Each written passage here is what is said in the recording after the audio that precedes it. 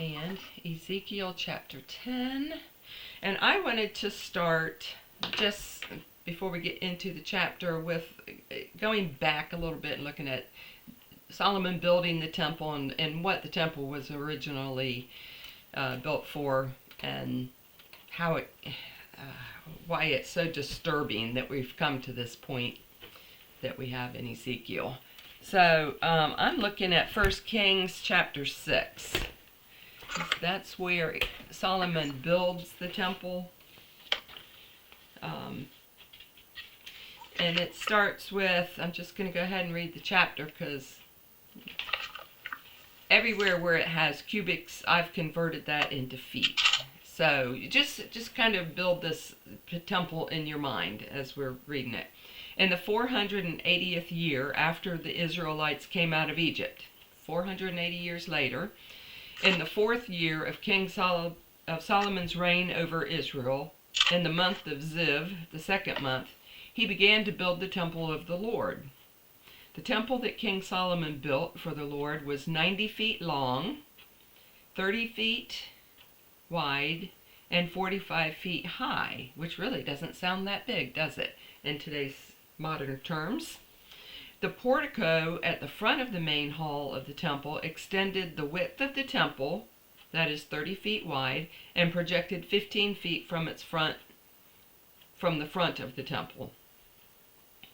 He made narrow windows high up in the temple walls. Against the walls of the main hall and inner sanctuary, he built a structure around the building, in which there were side rooms. These are the rooms we read about recently, where all the elders were worshiping false gods. The lowest floor was 7.5 feet wide, the middle floor 9 feet, and the third floor 10.5 feet. He made offset ledges around the outside of the temple so that nothing would be inserted into the temple walls. In building the temple, only blocks dressed at the quarry were used, and no hammer, chisel, or any other iron tool, was heard at the temple site while it was being built. All of this, everything in here is good for a whole new study of, why and how and all that. The entrance, verse 8, the entrance to the lowest floor was on the south side of the temple. A stairway led up to the middle level, and from there to the third. So he built the temple and completed it, roofing it with beams and cedar planks. And he built the side rooms all along the temple. The height of each was 7.5 feet, and they were attached to the temple by beams of cedar. The word of the Lord came to Solomon. As for this temple you are building, if you follow my decrees, observe my laws, and keep all my commands and obey them, I will fulfill you through the promise I gave to David your father, and I will live among the Israelites and will not abandon my people Israel. And it's interesting how God, that some of these promises he made are conditional. This is an if you follow my decrees and observe my laws and keep my commands and obey them. Sounds like it all means the same thing, but then he says he will live among the Israelites and not abandon my people Israel. So Solomon built the temple and completed it. He lined its interior walls with cedar boards, paneling them from the floor of the temple to the ceiling, and covered the floor of the temple with planks of juniper. He partitioned off 30 feet at the rear of the temple with cedar boards from floor to ceiling, to form within the temple an inner sanctuary, the most holy place. The main hall in front of this room was 60 feet long. The inside of the temple was cedar, carved with gourds and open flowers. Everything was cedar. No stone was to be seen. He prepared the inner sanctuary within the temple to set the Ark of the Covenant of the Lord there. The inner sanctuary was 30 feet long, 30 feet wide, and 30 feet high. He overlaid the inside with pure gold, and he also overlaid the altar of cedar. Solomon covered the inside of the temple with pure gold, and he extended gold chains across the front of the inner sanctuary, which was overlaid with gold. So he overlaid the whole interior with gold. He also overlaid with gold the altar that belonged to the inner sanctuary.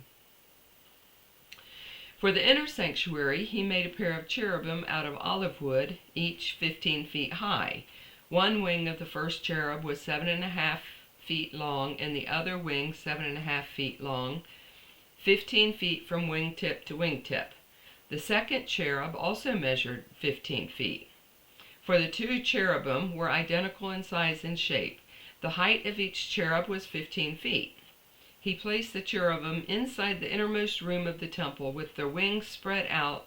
The wing of one cherub touched one wall, while the wing of the other touched the other wall, and their wings touched each other in the middle of the room. He overlaid the cherubim with gold. On the walls all around the temple, in both the inner and outer rooms, he carved cherubim, palm trees, and open flowers. He also covered the floors of both the inner and outer rooms of the temple with gold. For the entrance to the inner sanctuary, he made doors out of olive wood that were 1/5 of the width of the sanctuary, so they were 6 feet. And on the two olive wood doors he carved cherubim, palm trees, and open flowers, and overlaid the cherubim and palm trees with hammered gold. In the same way, for the entrance to the main hall, he made door frames out of olive wood that were 1/4 of the width of the hall, so about 7.5 feet. He also made two doors out of juniper wood, each having two leaves that turned in sockets. He carved cherubim, palm trees, and open flowers on them, and overlaid them with gold hammered evenly over the carvings. And he built the inner courtyard of inner courtyard of 3 courses of dressed stone and 1 course of trimmed cedar beams. The foundation of the temple of the Lord was laid in the 4th year in the month of Ziv. In the 11th year in the month of Bul, the 8th month, the temple was finished in all its details according to its specifications. He had spent 7 years building it.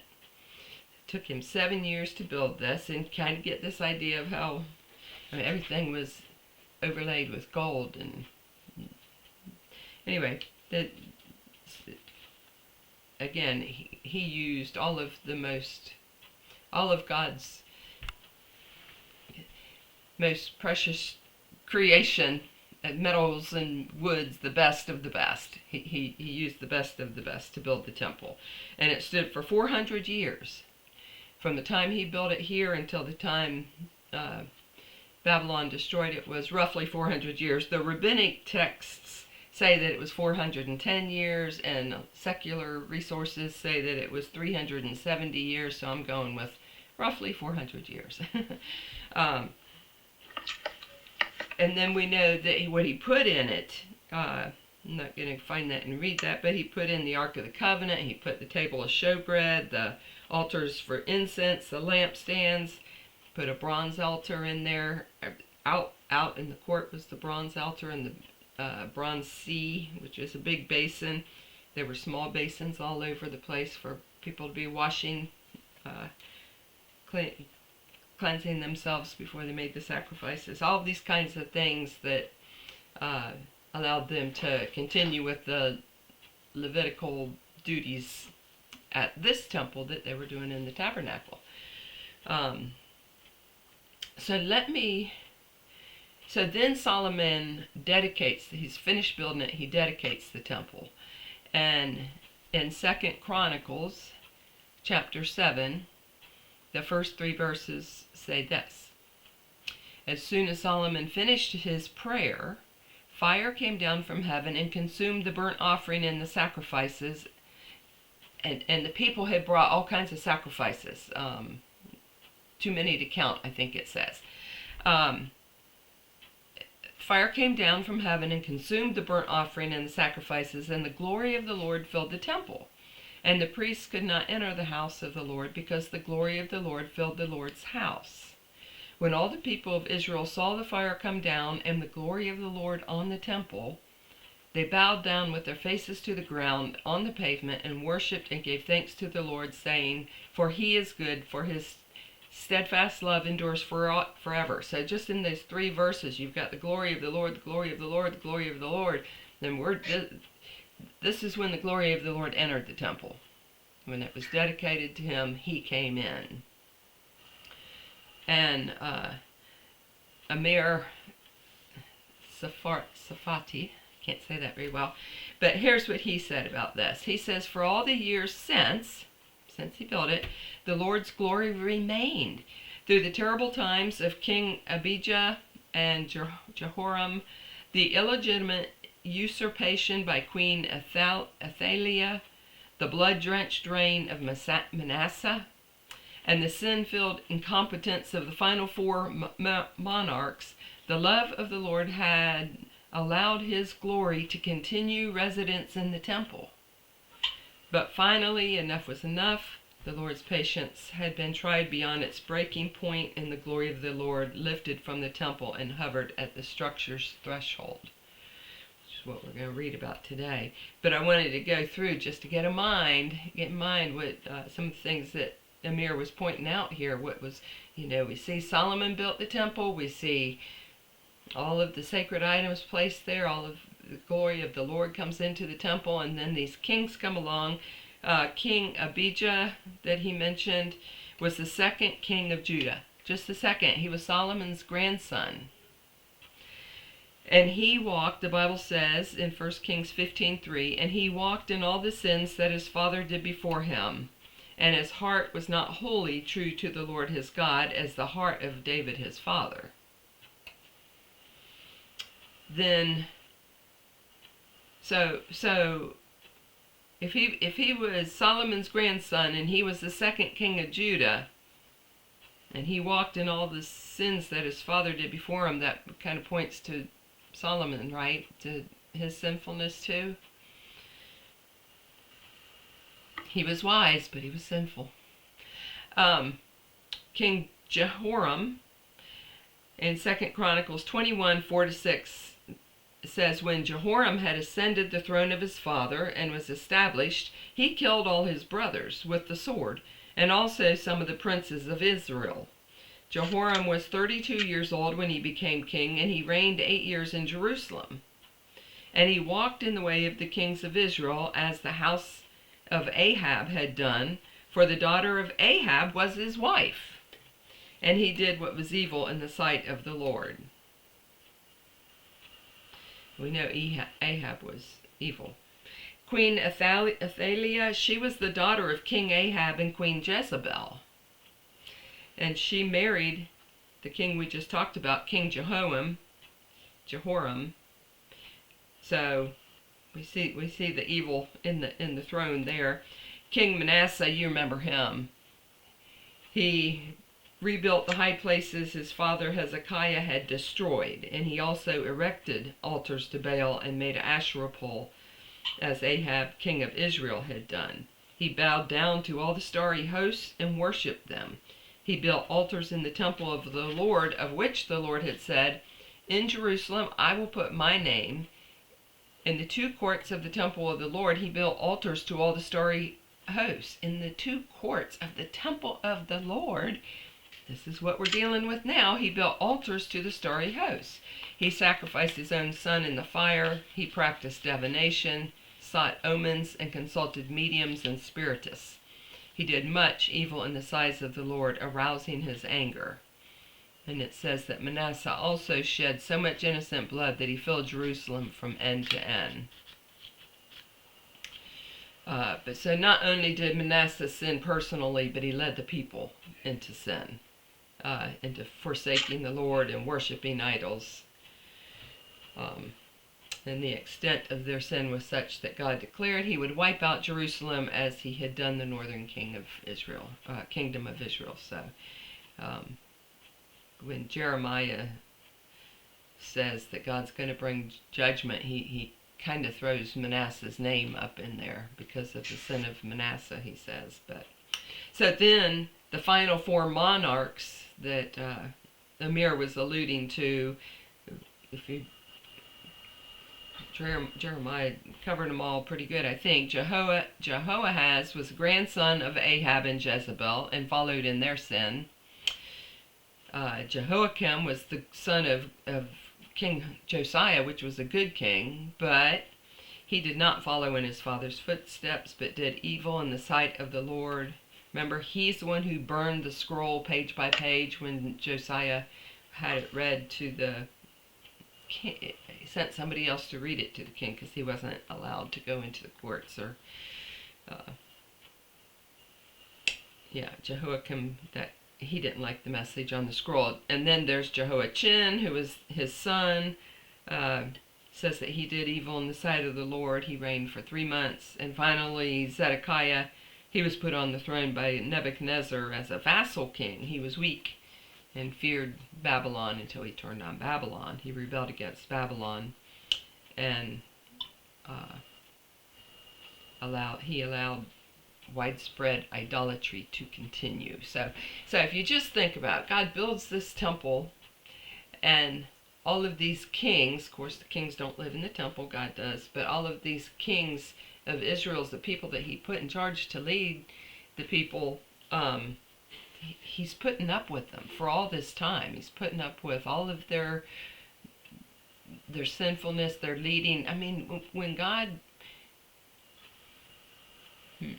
when he placed David on the throne, David was a good king, and that would have been, I'm speaking out of the thoughts and not the word, but it seems like that would have been God's ideal for his kings of his people to be godly people, but they weren't, were they? So many of them were not. There were a few good kings, but so this chapter 10 starts with "Then I looked." So let's just go back to last chapter 9 just for a minute and see. There were 6 executioners. They had weapons to destroy. There was a man clothed in linen.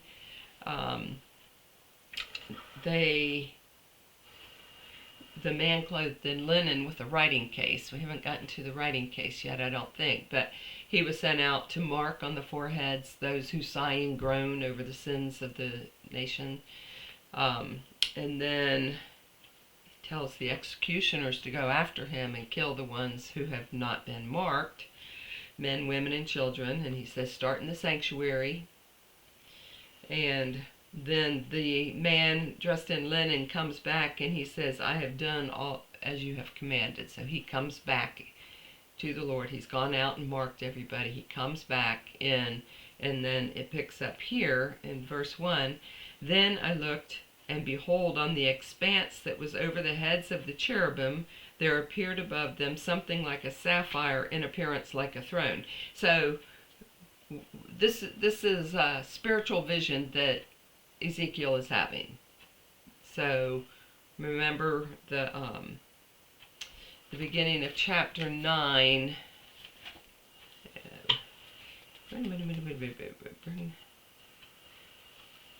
Well, anyway, he's so he's still in this vision where there's cherubim, and anyway, I looked, and behold, on the expanse, remember the expanse, the firmament from the first chapter? On the expanse that was over the heads of the cherubim, there appeared above them something like a sapphire, in appearance like a throne. And he said to the man clothed in linen, go in among the whirling wheels underneath the cherubim, fill your hands with burning coals from between the cherubim, and scatter them over the city. Stop for a minute. Warren Wiersbe said this. He says, I mean, because it's like some of this is sounding familiar, right? He says, and so Ezekiel again sees the glorious appearance of the majesty of God, almost certainly the pre-incarnate Christ, in the glory that he had before his incarnation, to inspire us with a holy awe and dread of God, and to fill us with his fear as we get a glimpse into the invisible world via these incredible descriptions. Although much of this chapter repeats or overlaps with the description of God's chariot throne in Ezekiel chapter 1, it would be a shame to read this chapter and be bored by the repetition, which was my thought before. What caught me on this, because that's true. This is the God of the universe Ezekiel is describing. If nothing else is gleaned from this chapter, let a slow reading of it at least prompt a desire to worship the worthy one, and then to go forth and to live in a manner worthy of his majesty, glory, herein revealed in only a small decree. So this is even, Ezekiel's description is still just only what he can describe with the words that he has and, the things that he sees. So there is, that reminds me of a song that I was listening to, and I can't find it again, but the chorus of it is repeats itself over and over, and it's talking about a glimpse of his glory, and it repeats. It has a line about that, and then another line. Wish I could find it. It's in my playlist, so I'll come across it again. But it just seems when you're singing it, when you're playing it, it's like it's just repeating it over and over and over and over. And then it occurred to me when I was singing it that day, or listening to it and singing it, that no, this is like another glimpse. This isn't a repetitive. This isn't just repeating. This is like, what if you had a glimpse of him every time you sang that line? Another glimpse, another glimpse, another glimpse. It wouldn't be repetitive. It would be amazing. So anyway, I look forward to hearing that song again whenever it comes across. But even here, when we look at the glory of God, every time we see the glory of God in the book of Ezekiel, if we don't look at it just as, oh, this is the same thing I read before, but see him fresh and new. Here he is again. This is another glimpse of his glory.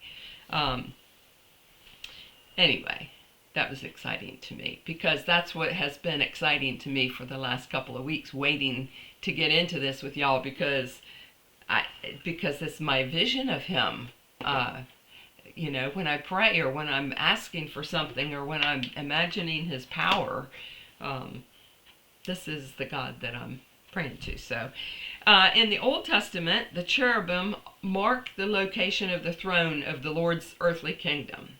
So just some, I know you write down verses, Sue, so I'm going to give them to you. 1 Samuel 4:4.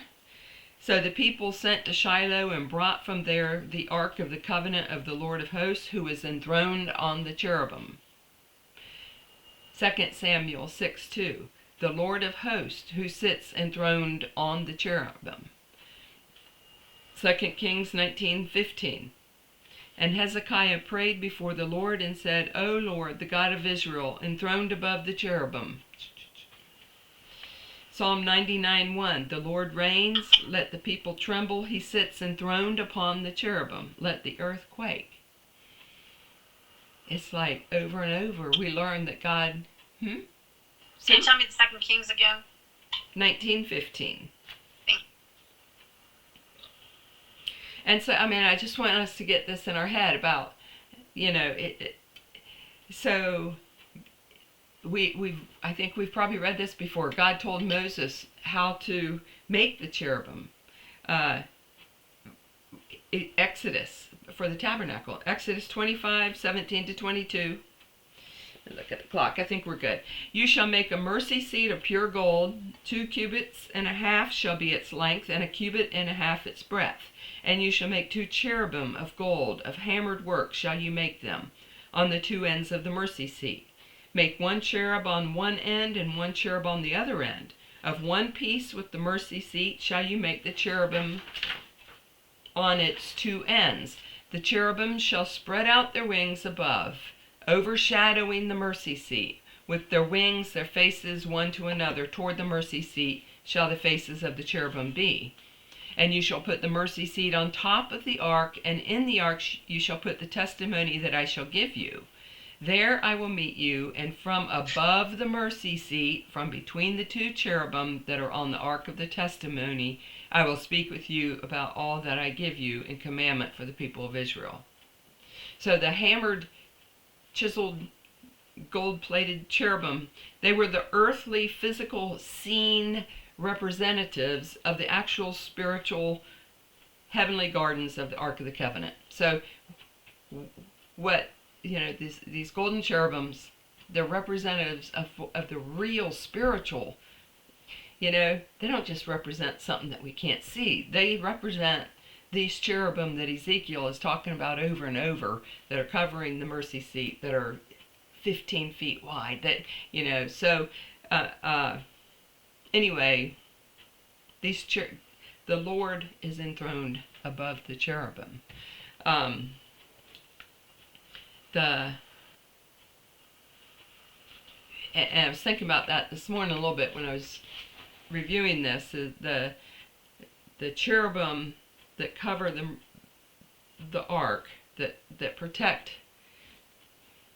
the cherubim that's over the Ark of the Covenant, that contains the law. It's like remember how God put cherubim at the gate of Eden so that people can't come back in? They're guarding the gates of Eden. Well, here they're guarding the law. So I think nobody can change that law. It's the only thing left when we get to Ezekiel that's in the ark. So that's important. It's been protected. Nobody can change God's commands, His laws, they've been protected. Even though Jesus fulfilled them, nobody can change them or remove them. Nobody's able to remove the law. Okay, let's repeat verse 2. If you have something to say it. Go ahead. Okay, and he said to the man clothed in linen, "Go in among the whirling wheels underneath the cherubim. Fill your hands with burning coals from between the cherubim and scatter them over the city." And he went in before my eyes. Now the cherubim were standing on the south side of the house when the man went in, and a cloud filled the inner court. And the glory of the Lord went up from the cherub to the threshold of the house, and the house was filled with the cloud, and the court was filled with the brightness of the glory of the Lord. And the sound of the wings of the cherubim was heard as far as the outer court, like the voice of God Almighty when He speaks. And I had to draw a picture of this so that I could see, what's going on here. He told the man to fill his hands with coals, and he went in. Ezekiel saw him go into the cherubim who were standing down at the south side of the house. And then a cloud filled the inner court. And the glory of the Lord went up from the cherub. Those are two different things. I just always put them together, and they come together. But, and the house was filled with the cloud, and the court was filled with the brightness of the glory of the Lord. So the house, the temple itself, was filled with the cloud, and the court was filled with the brightness. And the sound of the wings of the cherubim was heard as far as the outer court, like the voice of God Almighty. Okay, so yeah, we have this description of the glory of the Lord coming up from the cherub to the threshold. That was spoken about in the last chapter too. That's I thought I had a note to that effect. Something in chapter 9 verse 3 talks about the glory of the Lord. Verse 3, I don't have verse 3 read.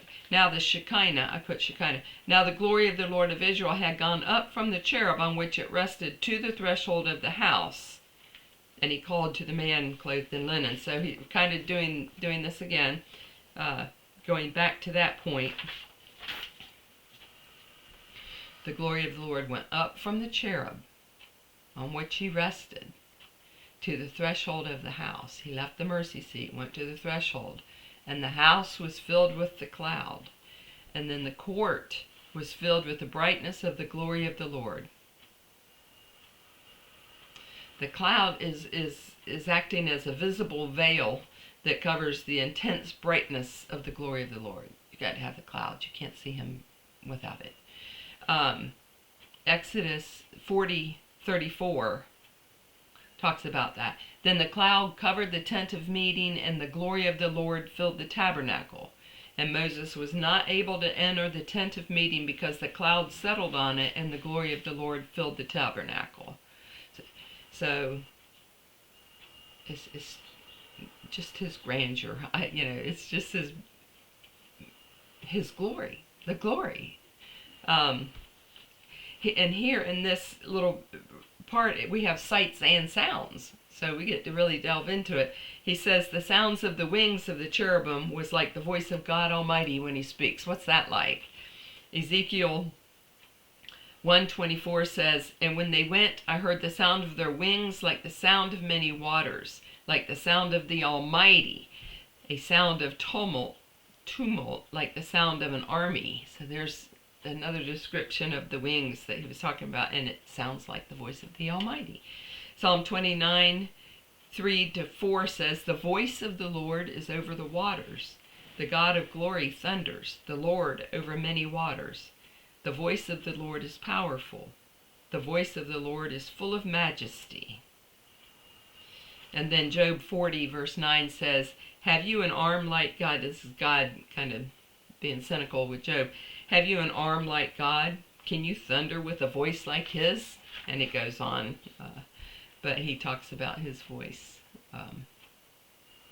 So we get the picture already. You're in the temple there. You're seeing the cloud, the glory, the sounds, the cherubim. Verse 6.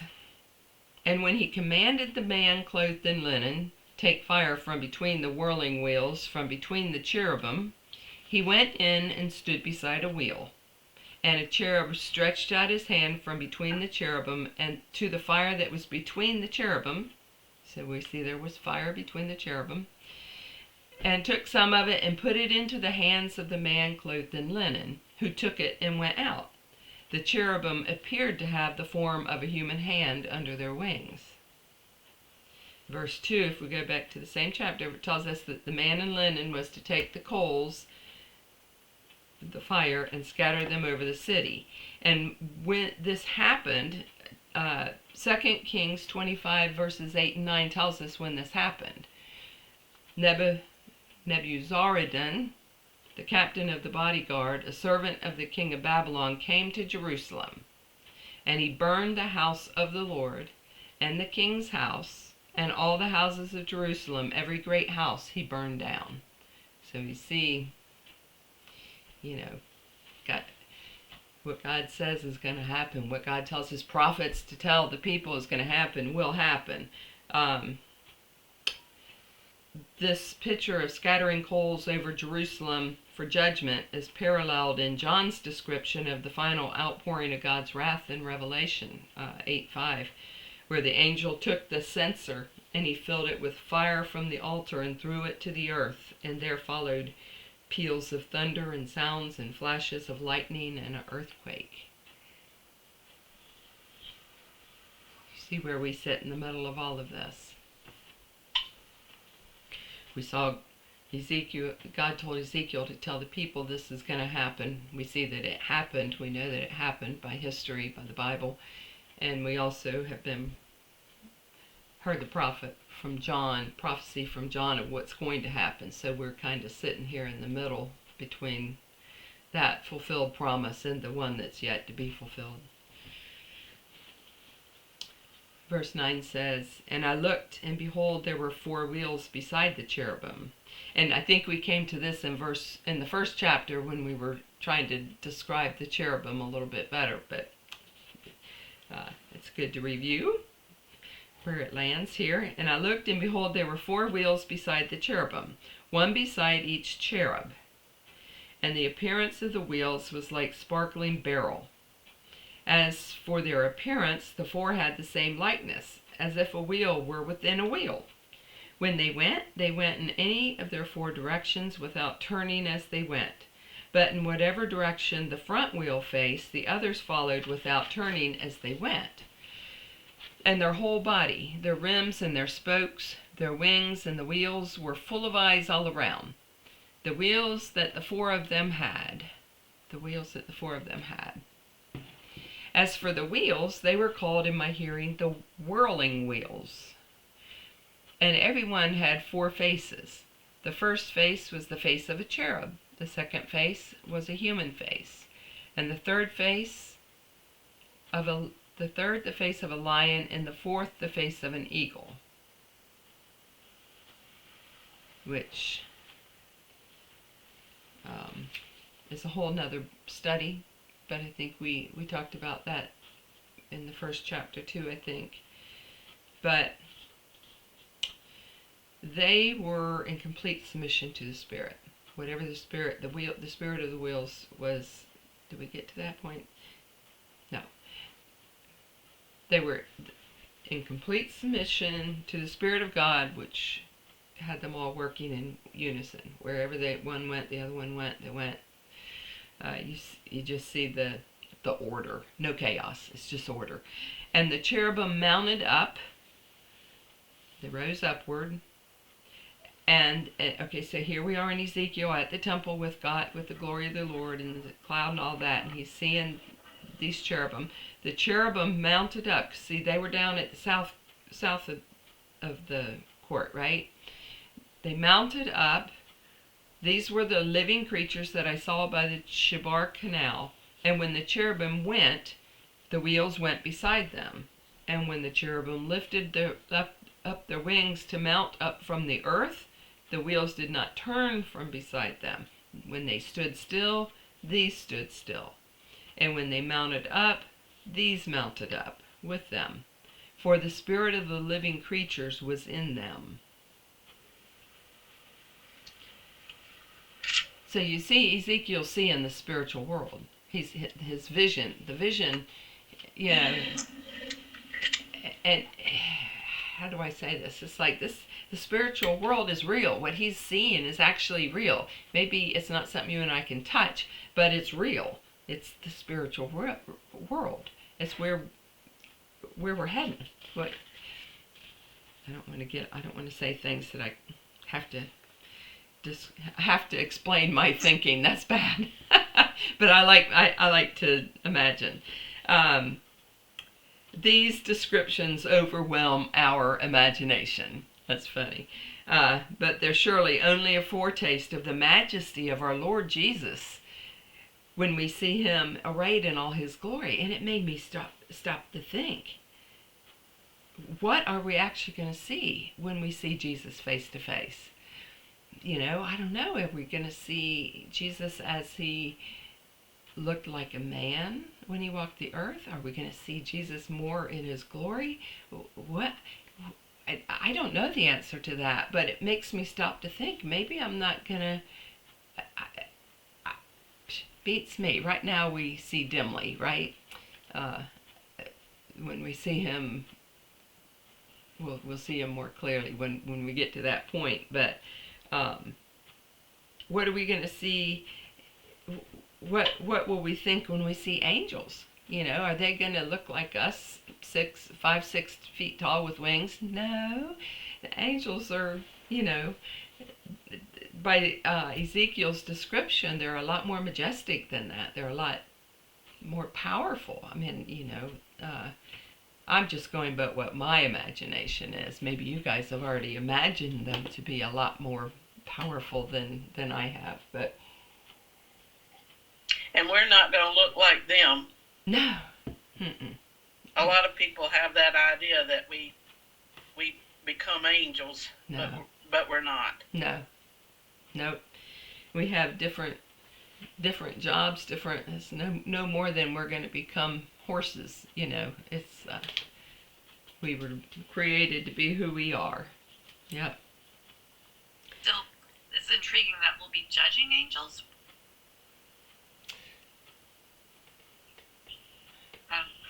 I know what you're thinking. Judgment. I don't think angels need judgment either, but I know what you're thinking, but I have to look and see what that thought is, because I know what you're thinking. We will rule over. Maybe we will rule over them. I'll look and see. Make a note to look that up. Okay. Verse 18. Then the glory of the Lord went out from the threshold of the house and stood over the cherubim. So the cherubim had come up. They rose up. And then the glory of the Lord comes out from the threshold of the house and stood over the cherubim, because you know God is enthroned above the cherubim. He's still above them. And the cherubim lifted up their wings and mounted up from the earth before my eyes as they went out, with the wheels beside them. And they stood at the entrance of the east east gate of the house of the Lord, and the glory of the Lord of Israel was over them. He's leaving. He's at the gate. They're all at the gate. They're leaving the temple. The temple where they entered, where God entered, and the cherubim, way back in 400 years earlier. These were the living creatures that I saw underneath the God of Israel by the Chebar Canal, and I knew that they were cherubim. Each had 4 faces, and each had 4 wings, and underneath their wings the likeness of human hands. And as for the likeness of their faces, they were the same faces whose appearance I had seen by the Chebar Canal. Each one of them went straight forward. So, of course, Ezekiel had not forgotten what he had already seen back by the Chebar Canal when he saw these same cherubim. And I'm going to find out what we said about those faces. Are you guys okay? What my notes said,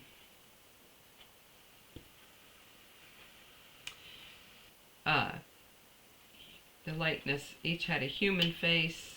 Did he say human here?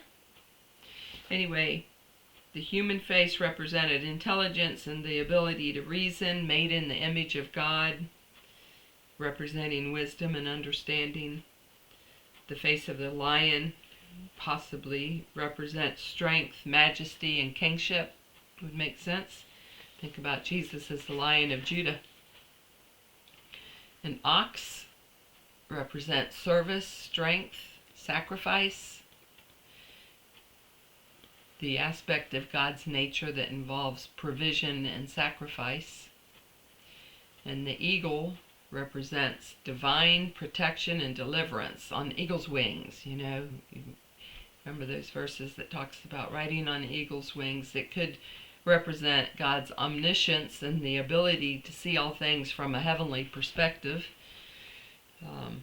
above and beyond the earthly realm. So we're talking about the same faces. I'm sure we are. Sometimes they change words from one place to another, but... And the face of man. Yes. I guess it means he knows us. Right. Mm-hmm. He knows our minds. He knows our hearts. Right. He understands our feelings. He understands. Mm-hmm. He understands how we can sin. Yeah. Yeah. Yeah. And we're made in his image, so of course there would be that face. Yes. You know, he does. So we look like him, or does he look like us? Both. Yeah. First we look like. First we were made in his image, and then he was made in our image as he came to earth, right? Like Jesus. But yeah, in this chapter of Ezekiel, I just sort of see the spiritual aspect of Jerusalem burning, yeah, and the temple being destroyed by fire. First, they had to get God's glory out. Yeah, it had to be removed. Yeah. So, for that to happen, and this was just the spiritual aspect of it as well. Because physically, it did happen, like you said, with the Babylonian army coming in at some point and burning it down physically. Yeah. But they had to take care of the spiritual part first. Yeah. Is kind of the way I'm looking at it. That makes perfect sense. Yeah. And then I was thinking, where was it all this time? I guess it was in heaven. Where was the ark all this time? Oh, since then? Yeah, I mean, because I don't know if the ark was destroyed when they burnt the temple. I do know nobody knows where the ark is. Yeah, but they brought it back when they rebuilt the temple. That's So right. they must have still had the ark and the stone, 2 tablets of commandments, laws That's interesting in because there. it doesn't say that they took the ark with them. They just God and the cherubim Right. It left. says they took that. So, but they still had those commandments in the ark when they went back. Yeah, yeah. I think. Because Josiah found Josiah found the scrolls, which. That was before, though. That was before. Oh, you're right. You're right. Was it Hezekiah that found the words and laid them out in front of him? I don't know if it was the Ten Commandments or the commandments or the tablets or. But I do know that the it all got put back like it was before, and God's glory did come back Mm-hmm. to the Yes. ark or the temple. Mm-hmm. So, I'm just wondering where was it? The physical ark, you know, all this time. I don't know if they were if they took it and hid it somewhere. Well, I mean- Babylon took all the bowls and cups and sacred things. I wonder where did the ark go? They could have taken the ark, but maybe they had some of the Levites that they captured and took prisoner who knew how to carry it properly. They would have had to. Uh-huh. Yeah. And because they didn't know anything, I don't know that they knew anything about the ark, and if they had touched the ark, they would have died. Mm-hmm. Mm-hmm. Which it had happened before, where people touched the ark. Even their own people that touched the ark died. Even accidentally, I think somebody touched it and he died. Yeah.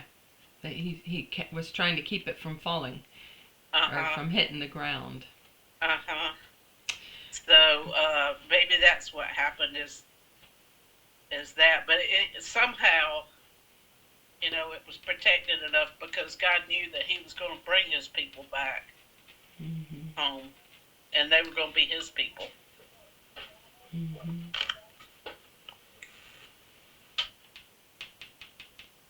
And even if we don't know the answer, it's could be interesting because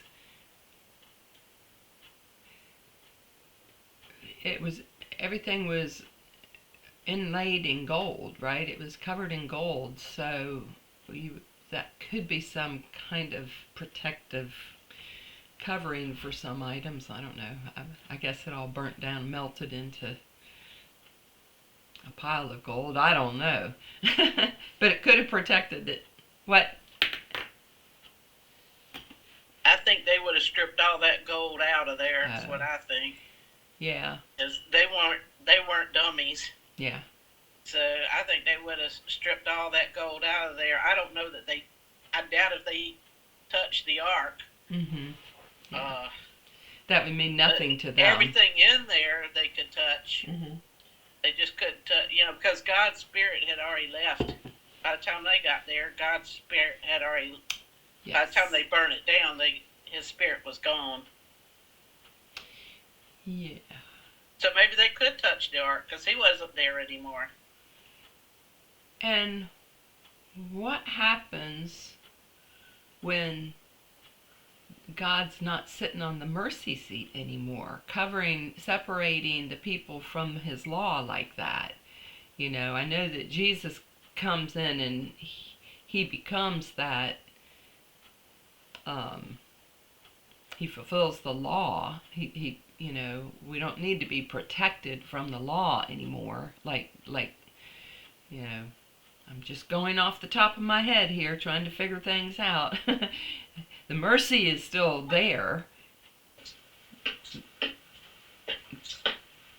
Yeah, but along with mercy comes justice. Yeah. And judgment. Yeah. Yeah. Because without that, mercy is meaningless. Doesn't mean anything. That's right. You're right. Yeah. And that also ties it into Jesus being taking our judgment and taking the cost of our judgment. So I'm sure that, again, something else to dig into and study deeper would be, just because I'm curious now about, I know that God sat on the mercy seat because he was like that layer of protection between the people and the law. That's my way of putting it into words. But even though they still had to obey it, they still should have had to obey it. It was still the law. It never stopped being the law. But the judgment, they were protected by his mercy from that judgment until he was removed, until he removed himself. And I think just the vacuum from God coming out of there, Sherry, would be enough to burn the place down. You know what I mean? When God, Revelation tells us that that until the Spirit is removed, that there's going to be a time when the Spirit is removed from the earth, which I believe that's going to be when the Christians are raptured, but I could be wrong about the specifics of that. But when his Spirit is removed from the earth, there's nothing left but chaos. It has to be pure chaos, because everything that's good and orderly comes from him. So it just sort of sets itself into chaos. But I will look for some of these notes I've taken and see what I can find out. I'm going to find out about the ark and how did it survive. Or I'm probably just going to find out, well, scholars think, maybe. But I'll ask the question anyway. Anybody else has anything to say about this lesson? Did you love it? I just loved it because it gave me, I'm visual, and I drew out the dimensions, as I'm reading the cubits and everything else, because I want to understand it's not just that flat diagram that we see of the temple. It was a building that had height and width and sounds and color, and so I just I can't go by. I did Google looking at pictures of it, but that's all pretend. That nobody has a picture of it.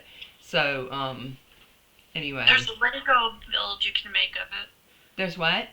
A Lego build you can make of it. Oh, okay. But I really like that you went back to the 2 Kings to review the temple, because that does give perspective.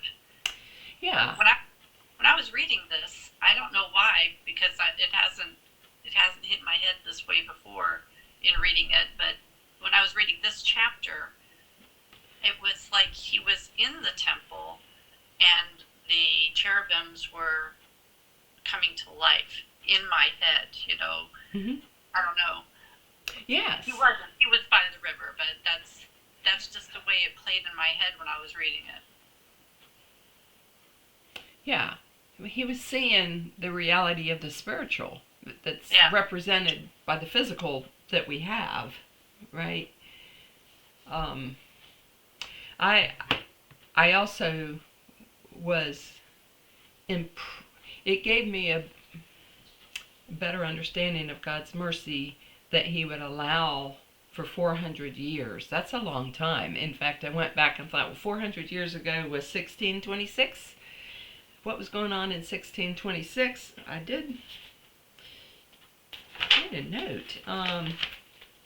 There was something about St. Peter's Basilica was built, there's not much that happened. Nope. I must have gotten rid of my notes. But, Building of Peters and the beginning of influenza. Okay. We can kind of picture 400 years ago. Kind of. Only because what we know about history. More recent history. But it's still 400 years ago was a long time ago.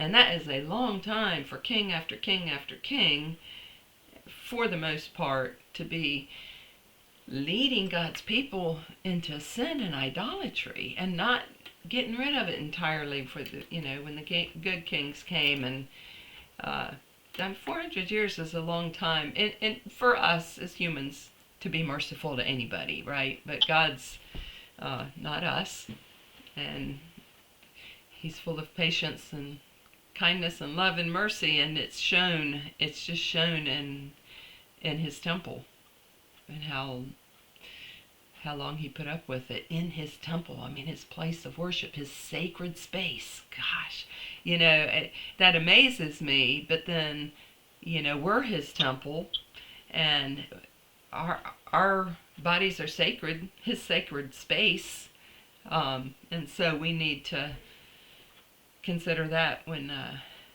we're allowing things into His temple there too.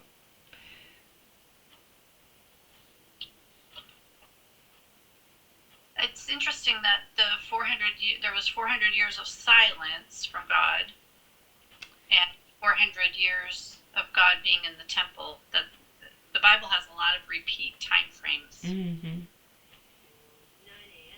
Oh, a lot of 40 years. A lot of 40 days. A lot of 40 days and 40. Yeah. It would blow my mind to get into numerology. I can't do it. I don't have time. But there is the numbers I know have a lot. We'll find out how meaningful they are. We will. Okay, well, it is 9:00, so I'm going to do this, put you guys over there, and stop the recording. And